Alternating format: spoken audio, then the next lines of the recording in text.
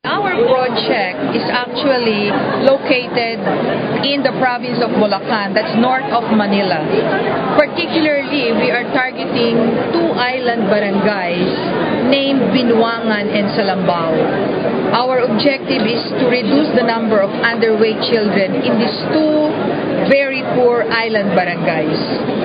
We will be establishing what we call as a health bank. A health bank is like a traditional bank, except that it does not deal with cash transactions. The recyclable wastes will be gathered from the garbages scattered all around the two island barangays, and the recyclables will be delivered at the materials recovery facility.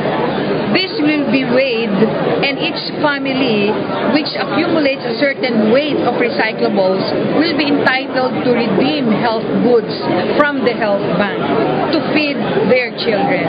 And why should you win the development marketplace this year? These two impoverished barangays need help very badly.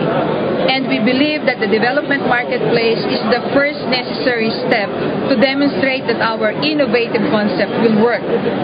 This is the first step, and after this, we hope that additional help could come into these two barangays. Thank you so much. You're welcome. Good luck. Thank you.